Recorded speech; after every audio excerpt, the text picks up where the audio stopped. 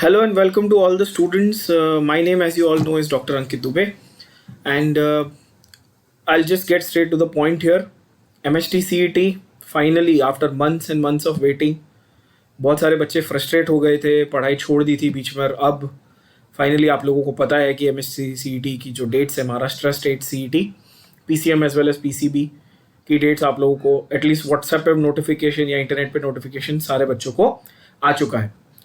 अब सबसे बड़ा इसमें जो सवाल आप लोगों के दिमाग में है, all the kids have this question in their mind right now कि सर हम लोग केमिस्ट्री की प्रिपरेशन, जो हमारा रिवीजन जो ब्रेक हो गया था, वो किस तरह से फाइनल रिवीजन करें in preparation for the MHT CET that has been announced currently, the PCB part as 1st to 9th or 2nd to 9th of October, and the PCM part as 12th to 19th, right?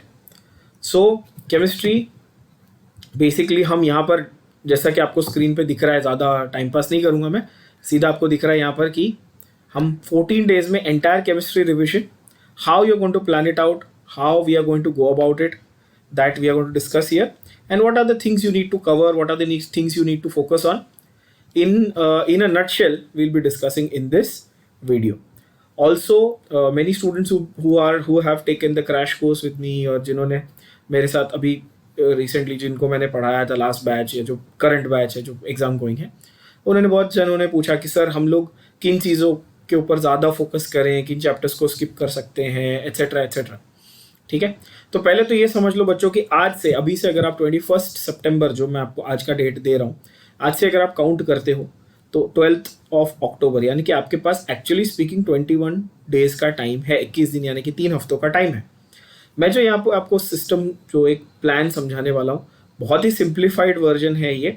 14 days यानी कि 2 weeks में आप entire chemistry CET का, आपका यानी कि class 12 as well as class 11 का syllabus revise कर पाओगे, और साथ ही साथ मॉक टेस्ट एंड 1 वीक पूरा डेडिकेट कर सकते हो अपने obviously mock test and doubt solving, या जो भी आपके प्रीवियस ईयर क्वेश्चंस हैं उनके सॉल्विंग को. ठीक है, अच्छा, अच्छी बात ये रहेगी आपके लिए कि इस रिवीजन प्लान को तो आप देखो, बहुत सारे बच्चे क्या है, वो रिवीजन सिर्फ प्लान ही देखते, प्लान को एग्जीक्यूट करने के ऊपर मेहनत नहीं करते. तो ऐसा नहीं है कि आप सिर्फ प्लान को देख लो, वीडियो देख लो और वो हो बहुत खुश हो गए, ऐसा नहीं करना है.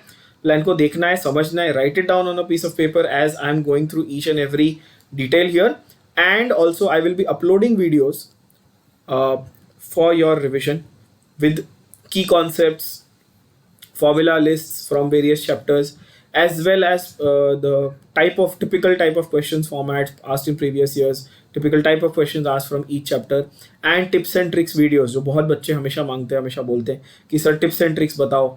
जो बच्चों को मैंने पढ़ाया वो तो पता, उनको तो पता ही है सर, वो हमेशा बोलते हैं सर टिप्स एंड ट्रिक्स जो आप क्लास में देते थे बहुत काम आती है, आप वो दो. तो वो सारी चीज़ें मैं आपको प्रोवाइड करता रहूँगा as and when we go along in these 21 days. So don't worry at all, I am with you throughout your entire preparation till the day of the exam, and hopefully even beyond that we'll always be connected.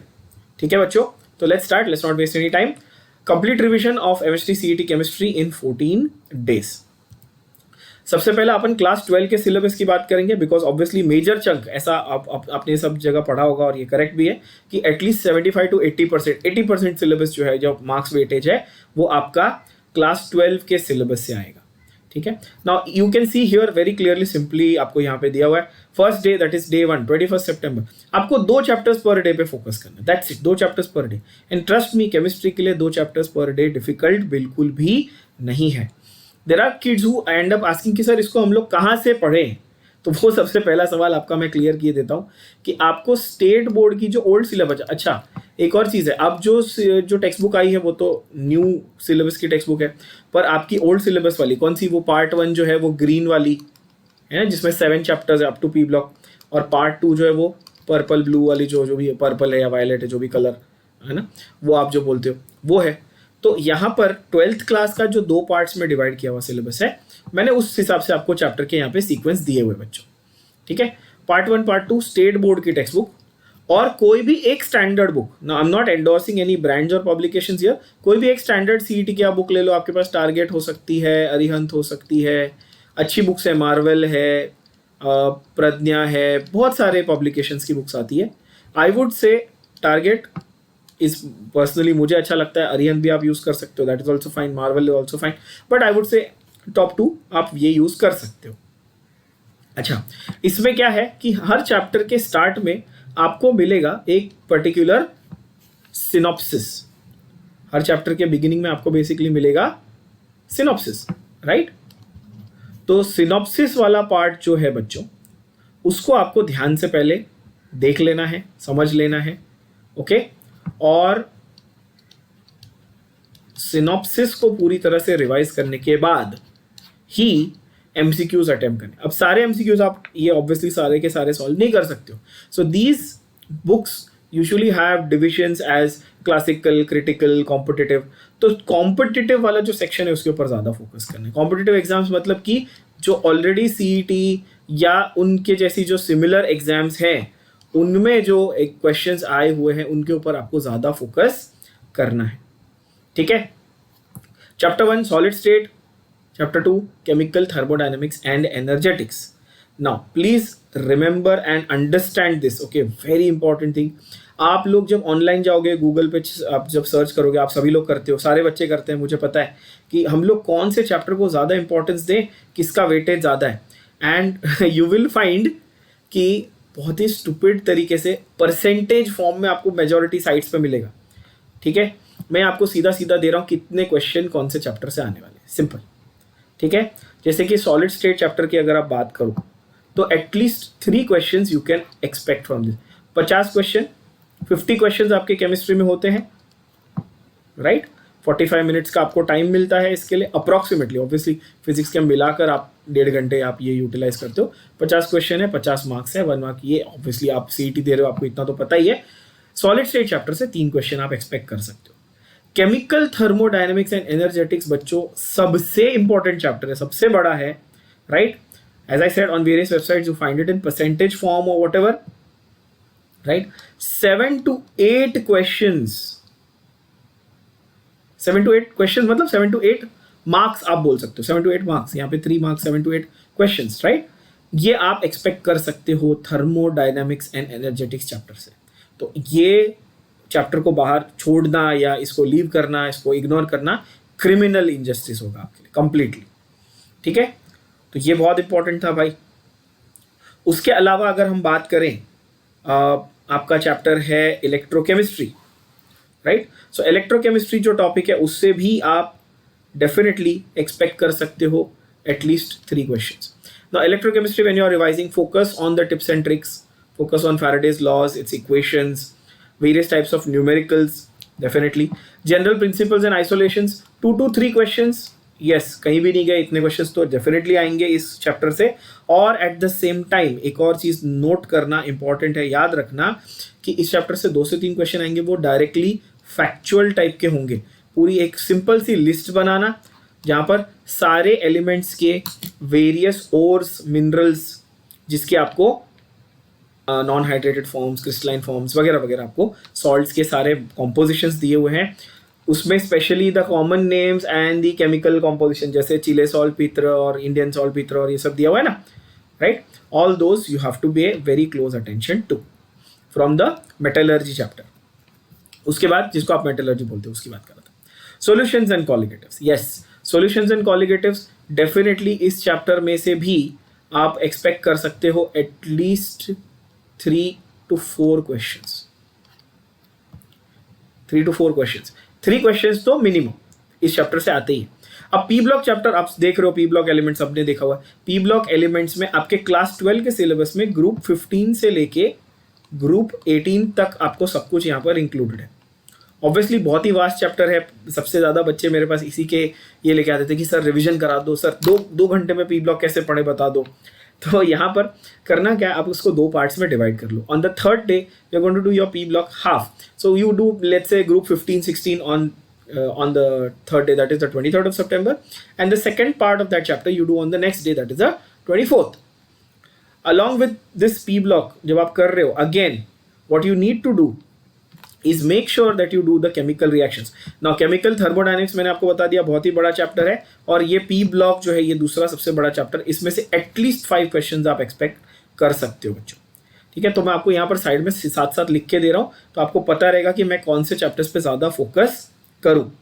Okay, P block elements मैंने already बता दिया, 5 question. D block, ठीक है, सीधा सीधा इसमें से 4 question उठा के आ जाते हैं। Lanthanoids and actinoids, obviously D and F block, जो एक्टिनॉइड्स और लैंथेनॉइड्स माने कि एफ ब्लॉक वाले पार्ट्स हैं। और डी में आपका कलर्ड कंपाउंड्स पे बहुत सारे क्वेश्चंस आते हैं, आपको पता ही है। ठीक है, मैं आपको बहुत ही बेसिक आइडिया दे रहा हूँ। ऑब्वियसली इन डेप्थ हम लोग जब एक एक चैप्टर का डिस्कशन करेंगे तो हम लोग इसके बारे में बात करने वाले हैं। ठीक है, केमिकल काइनेटिक्स, ऑब्वियसली क्या करना है इसमें, फॉर्मूला लिस्ट आपको अच्छे से लिखनी है बच्चों। ऑब्वियसली फॉर्मूला लिस्ट इस चैप्टर में अच्छे से लिख लेनी है, क्योंकि इसमें जो फॉर्मूले हैं इसको डिवाइड करके 0 order, first order, second order reactions के हिसाब से आपको डिवाइड करके फॉर्मूला लिस्ट, हर एक के लिए अलग फॉर्मूले हैं आपके, टी हाफ के या amount of substance remaining after time T वगैरह जो आपने किया हुआ है। इसमें से ज़्यादा क्वेश्चंस इतने नहीं आते, मे बी समटाइम्स 2 और in some rare cases 3 questions you can expect from this, but numerical type के क्वेश्चन होंगे। और एक चीज़ आपको मैं बता दूं, अगर आपके दिमाग में आ रही है कि सर न्यूमेरिकल के ज़्यादा क्वेश्चन आते हैं, नहीं, 50 में से आप शायद ज़्यादा से ज़्यादा 7-8 क्वेश्चन, या बहुत आपका बैड लगवा तो 10 क्वेश्चन आप एक्सपेक्ट कर सकते हो। मतलब आपका थियोरी अभी भी ज़्यादा इंपॉर्टेंट है, ये याद रखना, ना कि न्यूमेरिकल। बहुत बच्चे क्या करते हैं, न्यूमेरिकल्स की प्रैक्टिस करते रहते हैं, थियोरी को इग्नोर करते हैं, वो गलत है बच्चे। ठीक है, coordination compound, another very important chapter that, इसमें आइसोमेरिज्म वाला पार्ट है। मैंने शॉर्टकट ट्रिक्स दिए हैं, जिन बच्चों ने लेक्चर अटेंड किया उनको पता है, वापस रिवीजन में कराऊंगा, पर याद रखना कि आइसोमेरिज्म वाला part, different theories, crystal field theory है ना, वो सारी थियोरीज के ऊपर इसमें काफ़ी फोकस करना है। और ऑब्वियसली IUPAC नॉमेनक्लेचर, इस पे एक क्वेश्चन तो आप श्योर गिन के जा सकते हो। ऑब्वियसली 4 to 5 क्वेश्चन, बहुत इंपॉर्टेंट चैप्टर है, 4 to 5 question you can expect from coordination chemistry. Next है हमारा favourite 2 chapters, halogen derivatives of alkanes and arenes, HDA, yes, हमारे फेवरेट चैप्टर्स में से एक है। ईजी है, बहुत आसान है, इसके मैंने बहुत सारे ट्रिक्स एंड टिप्स दिए हुए हैं पहले भी ड्यूरिंग द लेक्चर्स, और अभी रिविजन में भी दूंगा।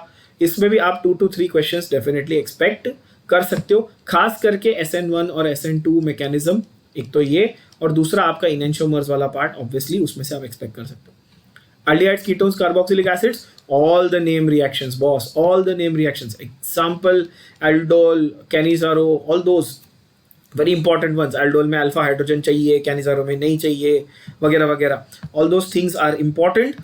and again both these chapters are different in length। Halogen derivative comparatively छोटा है एल्डिहाइड कीटोन से, अगर मैं कंपेयर करूं, फिर भी जो वेटेज है वो इन दोनों चैप्टर्स का आपको सेम मिलेगा। 3 क्वेश्चन आपको HDA से आएंगे, 3 क्वेश्चन एल्डिहाइड कीटोन से आएंगे। पर एल्डिहाइड कीटोन के ऐसे रिएक्शंस है, इसको मैं स्टार मार्क इसलिए कर रहा हूँ क्योंकि ऐसा चैप्टर कि इसके रिएक्शंस, इसके कंपाउंड्स, इसके सारे जो फंडे हैं वो और सारे ऑर्गेनिक के चैप्टर्स में भी काम हमेशा आते हैं। ठीक है ना, तो ये इंपॉर्टेंट है। Organic compounds containing nitrogen, this is one of those that gets ignored because organic में alcohol, phenol, aldehyde, ketone, AKC, APE सबके ऊपर इतना फोकस होता है, ये चैप्टर इग्नोर हो जाता है। बट आप सुन के थोड़ा सा शायद सरप्राइज हो गए कि 4 to 5 क्वेश्चंस, एटलीस्ट 4 क्वेश्चंस तो डेफिनेटली आप इस चैप्टर में से एक्सपेक्ट कर सकते हो। उसमें भी खास करके आपका नाइट्रस एसिड वाला जो डिस्टिंग्विशिंग टेस्ट है, या कार्बिलामाइन टेस्ट जो है ना, उसके ऊपर आपको डेफिनेटली क्वेश्चंस आएंगे बच्चों। तो ये सारी जो एकदम स्पेसिफिक चीज़ें मैं बता रहा हूँ कि जिस बच्चे को एकदम लास्ट में पता है कि फोकस करके पढ़ाई करनी है, वो इन चीज़ों पे ज़रूर ध्यान देगा। Alcohol, phenols, very popular, yes, 5 questions you can expect from this. इसकी तो मैंने बहुत सारे टिप्स एंड ट्रिक्स वगैरह बताए हुए हैं लेक्चर में, और बहुत सारे बताऊँगा।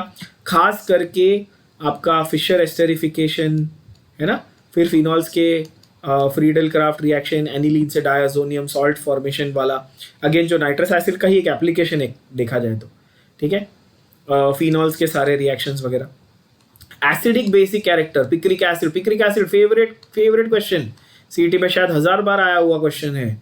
तो ये सब चीज़ें, एसिडिक कैरेक्टर वाले क्वेश्चंस, ये बहुत ही इंपॉर्टेंट हो जाते हैं बच्चों, ठीक है। उसके बाद आता है डे 8, नेक्स्ट डे 28 सितंबर। ऊपर डेट नोट करते जाना, आप लोग नोटबुक लो, लिखो, 10 मिनट लगेगा ज़्यादा से, तो ये पूरा वीडियो देखो, 10-15 मिनट का आपको टाइम जाएगा, पर ट्रस्ट में आपकी जो प्रेपरेशन है बहुत ही अच्छी फोकस तरीके से यहाँ पर हो जाएगी। पॉलीमर्स चैप्टर, छोटा सा चैप्टर है, बहुत ज़्यादा इसको वेटेज इतना नहीं देना है। पॉलीमर्स में से आपको सिर्फ 2 क्वेश्चन आएंगे, डायरेक्ट क्वेश्चन आएंगे, बट फैक्चुअल टाइप के होंगे। अगेन जैसे आपको मैंने मेटलर्जी में कहा, काफ़ी फैक्चुअल टाइप के होंगे, इसमें ज़्यादा दिमाग नहीं लगाने का है। केमिस्ट्री इन एवरीडे लाइफ, आपका सबसे अच्छा दोस्त, आपका सबसे खराब दुश्मन, ये चैप्टर है ना, ऐसे कहा जाता है इस चैप्टर के बारे में, है ना, बहुत ही पॉपुलर, ये आपने सुना होगा।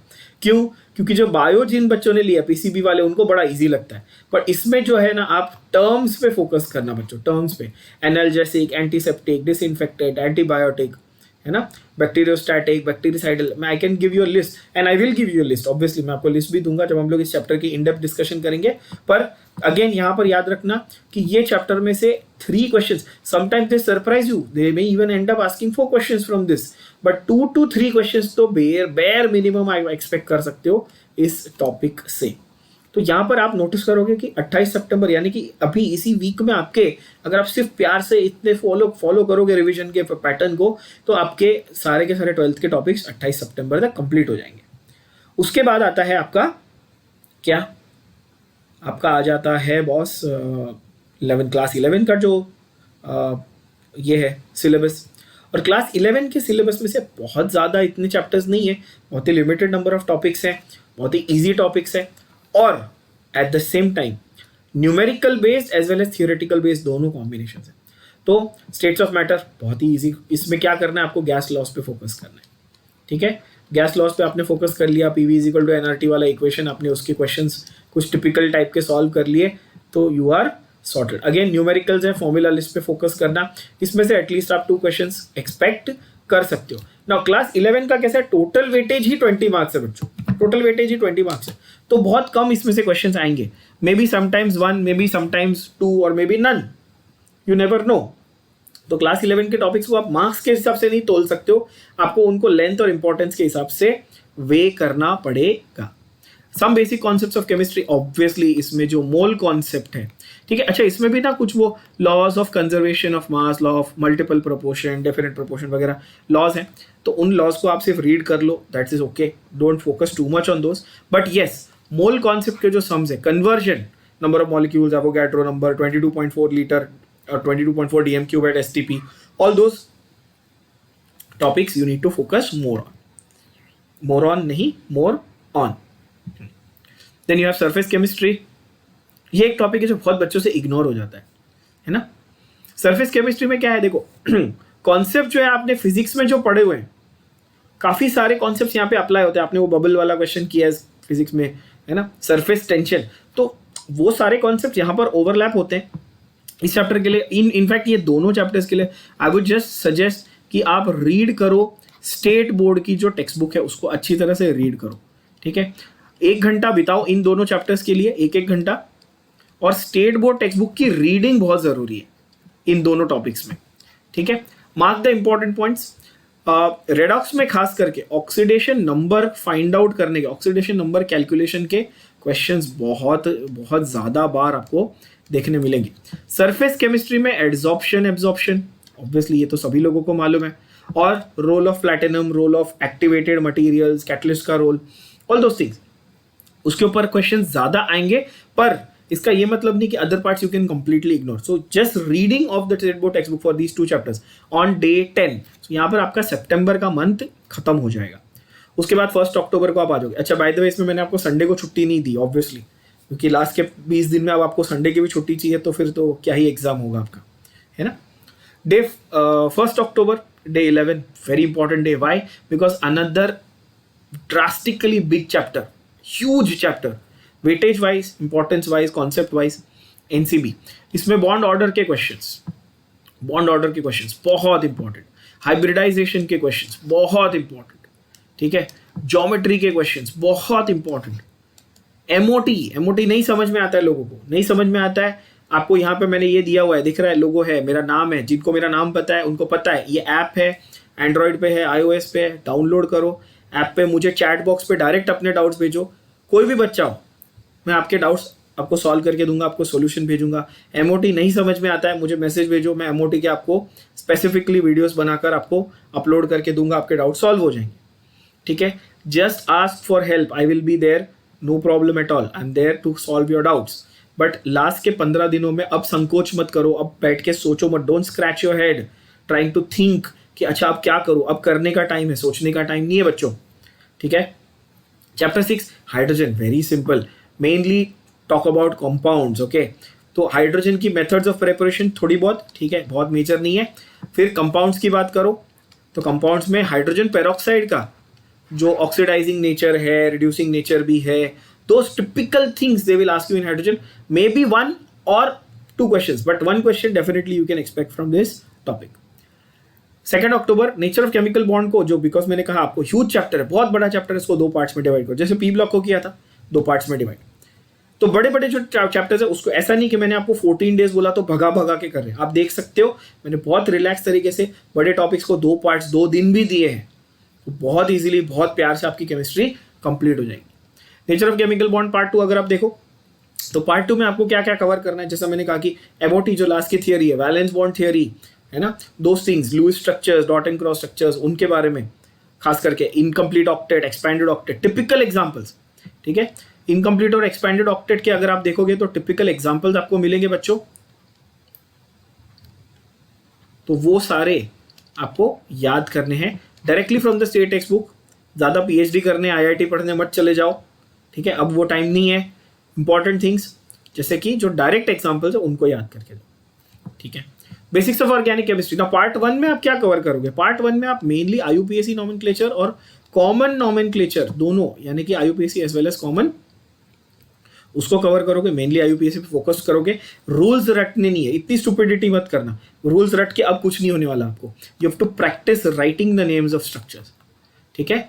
तो आपके स्टेट टेक्स्ट बुक में बहुत अच्छे अच्छे प्यारे प्यारे टेबल्स दिए हुए हैं और क्लासिफिकेशन दिया है कि कौन सा होमो एरोमेटिक है, कौन सा हेटेरो एरोमेटिक है, homocyclic, alicyclic, all those. Just blindly take दो structures, write it down and practise. और कुछ अगर बच्चे ऐसे हैं जिनका सिलेबस कंप्लीट हुआ ही नहीं है, पढ़ के नहीं हुआ था, 11th में ध्यान नहीं दिया था, क्लासेस वाले तो 11th में ज़्यादा कुछ करा ही नहीं रहे थे, आपको भी मालूम है, तो होता क्या है कि आप डीमोरलाइज हो जाते हो, आपको लगता है अरे मेरे को तो बेसिक्स ही नहीं आते आईयूपीएसी के। कोई बात नहीं, अभी इस वक्त सीखने समझने से ज़्यादा आपको प्रैक्टिस करना है। नहीं भी समझ में आ रहा है कोई बात नहीं बच्चों, प्रैक्टिकल बातें बता रहा हूँ, ठीक है। मैं ये नहीं बोल रहा हूँ आप रट्टा मारो, पर क्या करो, स्ट्रक्चर लो, देखो, ड्रॉ करो, नाम लिखो, 2 बार 3 बार लिखने पे याद तो हो जाएगा, कम से कम एग्जाम में मार्क तो करके आओगे, ठीक है। नहीं सीखने का टाइम मिला, नहीं सीख पाए, कोई गम नहीं, पर टेक्स्ट बुक में से देखो, स्ट्रक्चर बनाओ, ड्रॉ करो। नहीं समझ में आया, एज आई सेड, ऐप है, ऐप पे डाउनलोड किया, ऐप डाउनलोड कर लो, चैट बॉक्स डायरेक्टली मुझे मैसेज करो, डायरेक्टली। मैंने कोई ऐसे टीम नहीं रखी कि आप मुझे अब वो मैसेज करोगे तो मुझ तक नहीं पहुंचेगा, और कोई ऑटो आंसर नहीं है, मैं खुद पर्सनली आपका एक एक मैसेज चेक करके आपको आंसर दूंगा, ठीक है। या फिर यहाँ पर नीचे वीडियो के नीचे कमेंट्स कर दो और मुझे व्हाट्सएप कर दो। My contacts are everywhere on the internet, you will get it very easily, just search my name, you will get the contact. If you have specific question, specific doubts, ask, okay, always please ask, okay. तो structures को practice करना है, IUPAC के nomenclature को, functional groups के type wise learning करनी है, functional groups की, ठीक है, इस पार्ट में। तो फंक्शनल ग्रुप्स को आपको टाइप वाइज समझ लेना है। अगेन पीएचडी नहीं करनी इसमें, सिर्फ बेसिक समझ लेने फंक्शनल ग्रुप्स के। उसके बाद on the day 13 that is the 3rd of October, principles and techniques of organic chemistry के पार्ट 2। अब इसमें क्रोमेटोग्राफी पे, जैसे आपने देखा इस बार नीट में क्वेश्चन आया था, अभी जस्ट जो आपका नीट कंडक्ट हुआ एग्जाम सितंबर में ही, उसमें क्वेश्चन आया था क्रोमेटोग्राफी पे। जेईबी में भी आपके इस पे बेसिक प्रिंसिपल्स पे काफ़ी क्वेश्चन आए सारे शेड्यूल्स में, ठीक है। तो जो टेक्निक्स है, distillation, steam distillation, chromatography, just read the theory part, ठीक है। जो थियोरी पार्ट है उसको रीड करो, टेक्निक्स को रीड करो। तो फोकस किस पे ज़्यादा रहेगा, रीडिंग ऑफ द टेक्निक्स पे आपका फोकस रहेगा, ठीक है, इन पार्ट 2। एक तो ये बात हो गई। दूसरी चीज़, जो एरोमेटिक स्ट्रक्चर्स हैं, खास करके होमोलॉगस सीरीज हैं, ठीक है, उनके ऊपर ज़्यादा फोकस करेंगे इन पार्ट 2, ठीक है। एरोमेटिक स्ट्रक्चर्स को भूलना नहीं, एनिलीन, एनिसोल, है ना, जाइलिन क्या होता है, टोलुइन क्या होता है, etcetera etcetera. Again we will cover in depth when we are discussing the chapter. S block प्यारा सा चैप्टर है, काफ़ी फैक्चुअल है।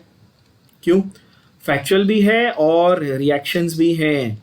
रिएक्शंस से ज़्यादा टिपिकल कंपाउंड याद रखना, जैसे सोडियम में तो सोडियम हाइड्रोक्साइड दिया, सोडियम कार्बोनेट दिया, सोडियम बाइकार्बोनेट दिया, वॉशिंग सोडा कौन सा है, बेकिंग सोडा कौन सा है, एटसेट्रा एटसेट्रा। तो टिपिकल क्वेश्चंस आते हैं, प्रीवियस ईयर क्वेश्चन करो। ऐसे चैप्टर जो मैंने फैक्चुअल लिखे ना, ऐसे चैप्टर्स के प्रीवियस ईयर क्वेश्चन करो, वो काफ़ी आपको हेल्प करेंगे।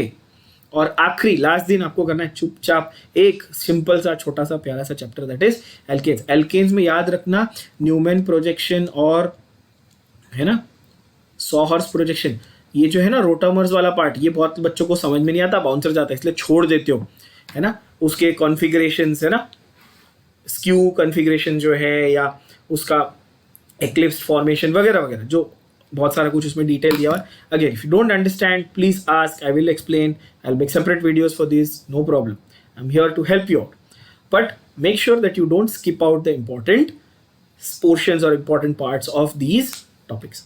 तो 14th डे तक तो ये अपना सॉर्ट आउट हो गया। अब क्या करेंगे सर, हमारे पास तो 12 अक्टूबर तक का टाइम है, अच्छा किसी बच्चे को 16 या 17 या 18 अक्टूबर तक का भी स्लॉट मिलेगा, तो 14 यानी कि डे 15 ऑनवर्ड्स। अब मैं ये अज्यूम करके चल रहा हूँ कि जिसकी 12 तारीख को एग्जाम है मैं उसकी बात कर रहा हूँ, तो आपको यहाँ पे क्लियरली दिख रहा है डे 15 यानी कि day 15 to day 21, 5th October to 11th October. 11th October Amitabh Bachchan ji का birthday, one of my favourites. खैर, तो उस दिन तक आपने क्या करना है, आपको फुल सिलेबस के मॉक टेस्ट देने। वो फुल सिलेबस के मॉक टेस्ट के पेपर्स जितने हो सकेंगे, I can't promise how many, but जितने पेपर्स हो सकेंगे, maybe 2, maybe 5, maybe 10 papers, I will provide to you. You can download the PDFs. You can ask me for the PDFs on WhatsApp or on email or on Telegram or anywhere I'm available. Please ask. Don't hesitate. I'll give you the mock test. I'll give you the hints. I'll give you the solutions. If you don't understand anything, I will explain those questions to you. But please practice at least 5 to 6 full mock tests. I'm saying this with respect to chemistry. अच्छे बच्चे जो है वो at least 10 mock test का target बना के चलेंगे तो सही है। बहुत इंपॉर्टेंट 2 चीजें आप याद रखेंगे, you have to time yourself. Stupidly ऐसा काम नहीं करना है कि सर हम 50 क्वेश्चन लेके बैठे, हम 5 घंटे बैठे, हमने फतेह हासिल कर ली, कोई मतलब नहीं ऐसा। आपको 50 क्वेश्चन को 45 मिनट्स में ही सॉल्व करना है, otherwise it is completely useless. दूसरा क्या याद रखना है बॉस, एनालिसिस। आप लोग पेपर सॉल्व कर लेते हो, एनालिसिस नहीं कर पाते। हाँ मैंने ये सॉल्व किया, मेरा क्या रॉन्ग हुआ, कहाँ रॉन्ग हुआ, कहाँ मिस्टेक हुई, टेक्स्ट बुक खोल के देखूं तो सही, राइट। अब ये पूरा आप बोलोगे हाँ सर आपने तो डे वाइज बता दिया, अब दिन में भी आपको स्पेसिफिक ब्रेकडाउन चाहिए होता है। बहुत बच्चे मेरे को मैसेज करेंगे सर टाइम टेबल बताओ, सुबह 6 बजे क्या करूं, 8 बजे क्या करूं। ऐसा नहीं है बेटा, आप क्या करो, आपके पास 3 सब्जेक्ट है पढ़ने को, PCM, ठीक है। मैंने यहाँ पर केमिस्ट्री की बात की, आप केमिस्ट्री को 3 आवर्स डेडिकेट करो every day, that's it. 3 hours, 2 topics, 1.5 घंटे आप डिवाइड करके। मैंने क्या किया, ऐसे आपको दिन के हिसाब से जो टॉपिक दिया, आप if you go back and see this video, watch this video again, you will notice कि मैंने एक बड़ा एक छोटा चैप्टर यूजुअली कंबाइन किया हुआ है साथ में, या फिर कोई बड़ा टॉपिक है तो उसको 2 पार्ट्स में डिवाइड किया। 1.5 घंटे में अच्छी तरह से उसका आपका रिविजन हो जाएगा। Plus as I said, I will be uploading videos on daily basis और ऑल्टरनेट डेज, जितना मेरे को जितना टाइम परमिट्स। मैं मेजॉरिटी आपको वीडियोस यहाँ पर बना के दूंगा for revision, for question solving, for tips and tricks also. तो आपको क्या करना है, उस 1.5 घंटे के ड्यूरेशन में उस चैप्टर को अच्छी तरह से सिनॉप्सिस को रीड करना है, उसके टिपिकल क्वेश्चंस को सॉल्व करना है, और एक जो छोटा मैं वीडियो अपलोड करूंगा वो देख लेना है। आपका वो चैप्टर कंप्लीटली अच्छी तरह से प्रिपेयर हो जाएगा, ये मेरी गारंटी। और उसके बाद जो लास्ट का 1 हफ्ता या 10 दिन आपके पास बचता है, जैसे कि ये मैंने कहा 5th अक्टूबर ऑनवर्ड्स, उसमें आपके जो भी क्वेरीज रह गई, पेंडिंग डाउट्स रह गए, पेंडिंग चैप्टर्स रह गए, उसको आप कंप्लीट करोगे। और everyday full syllabus, 45 minutes is not much, 45 minute आप एक सब्जेक्ट को एवरीडे दे सकते हो लास्ट के 1 हफ्ते में, और उसके अलावा 1 घंटा दे सकते हो उसके एनालिसिस और डाउट सॉल्विंग के लिए, ठीक है बच्चों। So all the very best to all the students appearing for MHT CET 2020. Stay safe and do well in your exams. All the best. God bless you.